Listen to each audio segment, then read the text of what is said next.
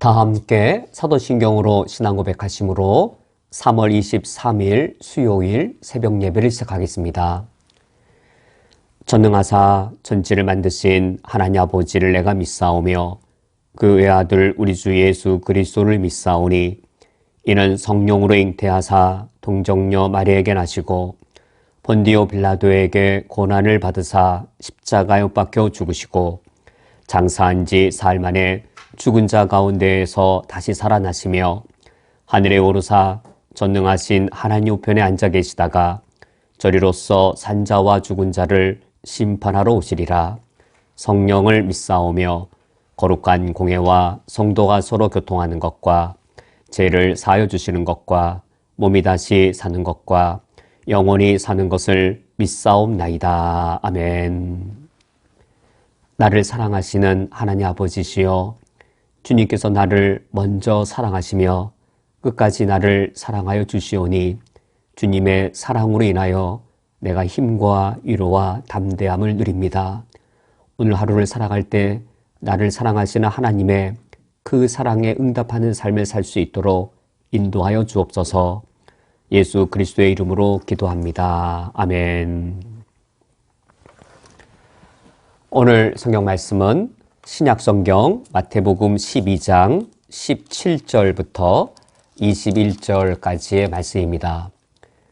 오늘 성경 말씀을 제가 봉독해 드리겠습니다. 이는 선지자 이사야를 통하여 말씀하신 바, 보라, 내가 택한 종 곧 내 마음에 기뻐하는 바 내가 사랑하는 자로다. 내가 내 영을 그에게 줄 터이니 그가 심판을 이방에 알게 하리라. 그는 다투지도 아니하며 들레지도 아니하리니 아무도 길에서 그 소리를 듣지 못하리라. 상한 갈대를 꺾지 아니하며 꺼져가는 심지를 끄지 아니하기를 심판하여 이길 때까지 하리니 또한 이방들이 그의 이름을 바라리라 함을 이루려 하심이니라. 아멘. 바리새인들은 만약 환자의 생명이 위독한 경우가 아니라면 안식일에는 그 환자의 치유를 엄격하게 금지했습니다. 바리새인들에게 안식일의 환자의 치유란 어쩔 수 없는 예외적인 허용사항에 불과했습니다. 그러나 이러한 바리새인의 생각과는 달리 예수님께 안식일의 환자의 치유는 다른 날보다 더더욱더 행해져야 할 일이었습니다. 왜냐하면 하나님께서 창조하신 후 완성된 창조를 누리시면서 안식하셨는데 이러한 하나님의 창조 세계에서 안식일에 환자가 있다는 사실은 하나님의 안식이 깨어진, 하나님의 안식이 뒤틀어진 그 모습을 적나라하게 보여주는 것이었기 때문입니다. 물론 이 모든 환자들이 평일에도 치유받아야 되지만 하나님의 안식을 누리지 못하는 하나님의 창조 세계에서 안식을 박탈당한 이 병든 자가 있다면 안식일에는 더더욱더 그 환자가 치유받아야 했습니다. 그래 예수님께서는 안식일에 한쪽 손 마른 사람을 치유해 주셨습니다. 이러한 치유 사건을 통하여서 예수님이 이 땅에 참안식을 주기 위해 오신 우리 구원주 메시아이심을 드러내셨습니다. 이 사건을 통하여서 하나님께서 우리에게 주고자 하시는 구원은 어떤 안식인지를 우리에게 명확하게 가르쳐 주셨습니다. 그러면 예수님께서 이와 같이 우리의 구원주로 오셔서 참 구원을 주시고 참된 안식을 나타내 주셨을 때 그 결과는 무엇이었는가? 우리가 이미 살펴본 말씀대로 마태복음 12장 14절 우리가 이미 이 전에 살펴본 대로 바리새인들이 나가서 어떻게 하여 예수를 죽일까 의논하거늘 이 말씀처럼 그 결과는 바리새인들의 살해 음모를 겪는 일이었습니다. 이 살해 음모가 여기서 멈추었을까? 이 살해 음모가 한 1년, 2년 진행되다가 이 살해 음모가 중단되었을까? 그렇지 않습니다. 마태복음 12장 이 14절에서 예수님에 대한 살해 음모가 시작됩니다. 이 14절 말씀이 예수님의 살해 음모의 첫 출발입니다. 이 첫 출발이 우리가 마태복음 26장을 읽어보면, 마태복음 27장을 읽어보면 이 살해 음모가 확대되어지고 발전되어져서 이 바리새인 또 사두개인 대제사장들이 함께 모여서 그들이 예수님의 살해 음모를 이제는 예수님의 십자가의 죽음으로까지 그들이 논의하게 되어지고 빌라도의 손을 통하여서 예수님을 십자가에 죽임 당하도록 하게 되어집니다. 이 안식일 논쟁으로 인하여 시작되어진 예수님의 살해 음모가 그저 음모로만 그친 것이 아니라 이제 예수님이 이제 마태복음 26장, 27장에 가서 이 살해 음모가 빌라도의 재판을 거쳐 이제 예수님을 십자가에 못 박기까지 이루어지는 것이죠.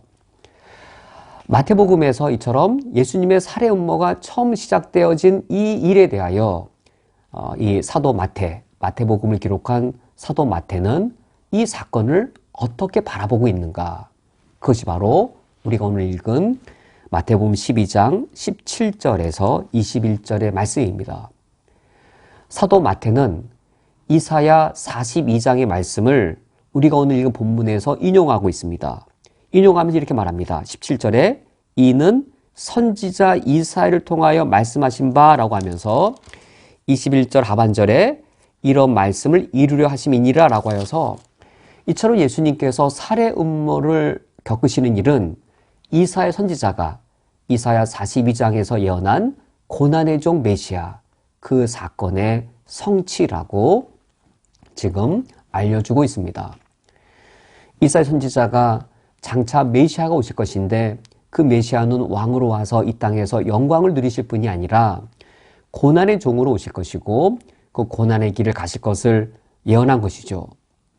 예수님은 그 고난의 종의 이 모습으로 이 땅에 오셔서 지금 이 살해 음모를 겪고 계십니다. 그러면 이 땅에 하나님의 아들이 메시아로 와서 고난의 길을 가게 될 것이란 누구의 결정이고 누구의 계획이며 그리고 누구의 선택이었을까요? 그것이 바로 18절에 이사야의 예언에 나타나 있습니다. 보라, 내가 택한 종. 여기 나란 바로 성부 하나님, 아버지 하나님이시죠. 보라, 내가 택한 종. 우리를 구원하기 위해 하나님의 아들이 고난의 종이 되는 것은 하나님 아버지의 계획이었습니다. 그리고 우리의 구원주로 고난의 길을 가도록 아들 하나님을 택하신 분, 그분을 선택한 것도 바로 아버지 하나님의 선택이었습니다. 아버지 하나님께서는 나의 구원을 위해 아들 하나님이 고난의 길을 가도록 계획을 세우셨고 그리고 아들 하나님을 지목하셔서 너가 고난의 종의 길을 가라라고 아버지 하나님께서 뜻하신 것이지요. 이런 아버지 하나님의 뜻에 대하여 아들 하나님이신 예수님께서는 어떤 반응을 보이셨는가? 18절 말씀에 보라 내가 택한 종 곧이라고 하면서 내 마음에 기뻐하는 바 내가 사랑하는 자로다 라는 이 말씀에 나타난 것처럼 아버지 하나님의 뜻을 들었을 때 아들 하나님이신 예수님께서는 기꺼이 그 뜻을 받아들이셨습니다.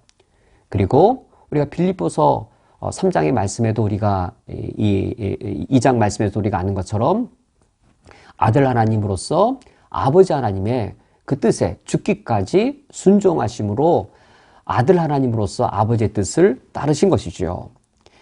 아버지 하나님께서 예수 그리스도를 택하셨을 때 내가 택한 종, 고난의 종으로 택하셨을 때 아들 하나님께서는 그 아버지의 뜻을 기뻐하시면서 아들로서 이 죽음에 이르기까지 아버지의 뜻에 순종으로 응답하셨습니다.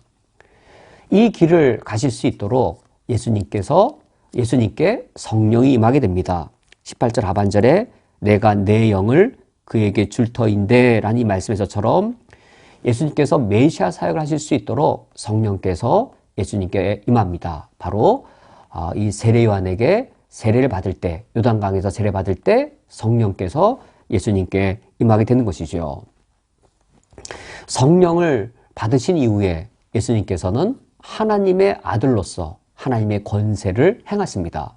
그 말씀을 통해서도 하나님의 권세와 권능이 드러나고 예수님의 행위, 이 역사하심들을 보면 창조주 하나님의 놀라운 권세들이었습니다.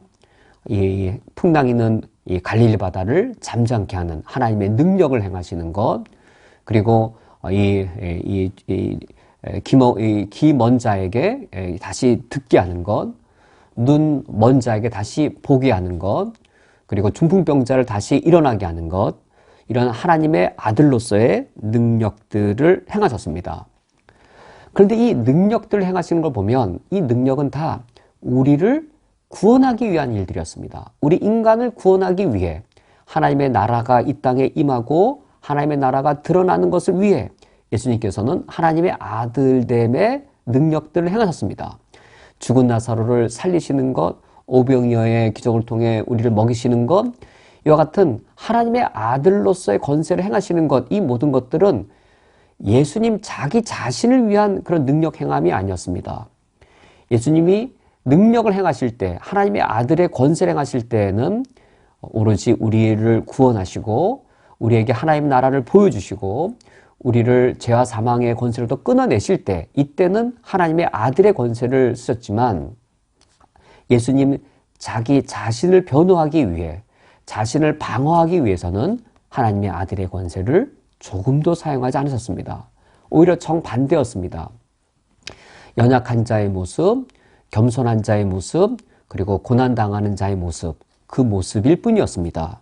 바로 19절 말씀에 그는 다투지도 아니하며 들레지도 아니하리니 아무도 길에서 그 소리를 듣지 못하리라. 예수님께서 겟세마네 동산에서 붙잡혀 가실 때 예수님은 아무런 권세를 쓰지 않으셨고 그 어떤 변명이나 변호의 말씀도 하지 않으셨습니다. 빌라도의 법정에 섰을 때, 헤롯의 법정에 섰을 때 부당한 여러 고소들이 있었지만 자기 자신을 전혀 변호하지 않으신 채 묵묵히 고난의 길을 걸어가실 뿐이었습니다. 그 고난을 받으셔야, 십자가의 죽음에 이르기까지 고난을 받으셔야 나를 구원하실 수 있으시기 때문이었습니다. 이처럼 하나님의 아들의 권세를 우리를 구원하시기 위해만 쓰셨고, 그리고 자기 자신을 위해서는 전혀 쓰지 아니한 채 고난의 길을 가신 그 주님, 우리를 향해서는 어떤 태도를 취하셨을까? 상한 갈대와 같은 우리, 꺼져가는 심지와 같은 우리, 상한 갈대처럼 무능력하고 꺼져가는 심지처럼 아무런 소망이 없는 우리를 향해서는 어떤 태도를 취하셨는가? 20절 말씀에 상한 갈대를 꺾지 아니하며 꺼져가는 심지를 끄지 아니하셨다라고 하셔서 그 전능하신 그 하나님께서 우리를 향하여 사랑과 우리를 향하여 자비를 베푸실 때 그 사랑은 풍성했고 그 자비는 무한했습니다. 우리에게 자비와 이 따뜻한 온유함으로 우리를 대하신 그 모습이지요.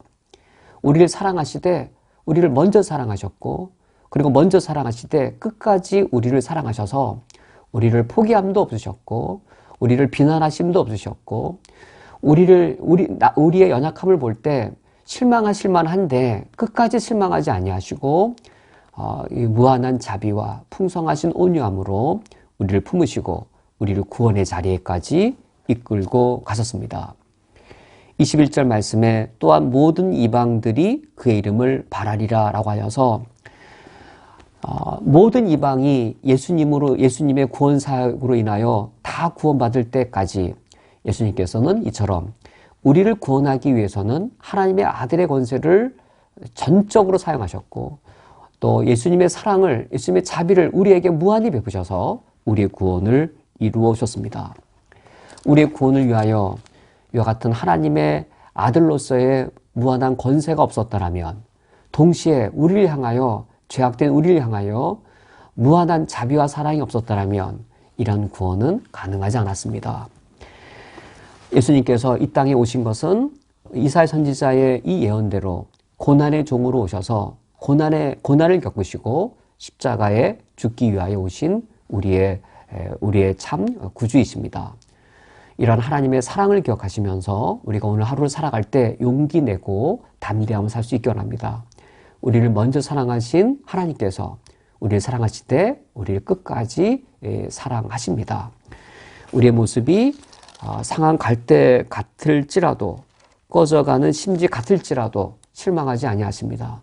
상한 갈대처럼 연약할 때 우리에게 전능하신 팔로 우리를 굳게 붙잡아 주시고 바람 앞에 꺼져가는 심지처럼 소망 없을 때에 절망적인 상황에 놓인 우리들을 예수님께서는 강한 팔로 우리를 붙잡아 주십니다.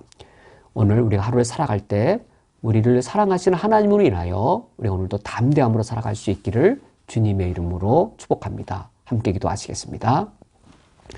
우리를 사랑하시는 하나님 아버지시여, 진실로 우리는 너무나도 연약하며 아무런 소망이 없는 자들입니다.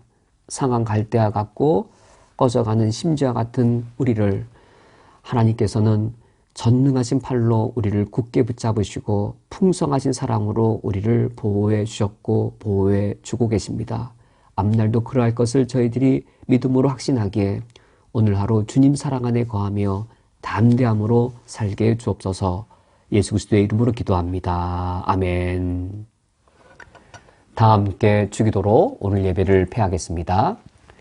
하늘에 계신 우리 아버지여, 이름이 거룩히 여김을 받으시오며 나라가 임하시오며 뜻이 하늘에서 이루어진 것 같이 땅에서도 이루어지이다.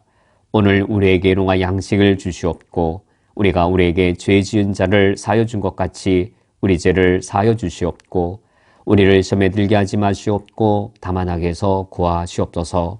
나라와 권세와 영광이 아버지께 영원히 싸움나이다. 아멘.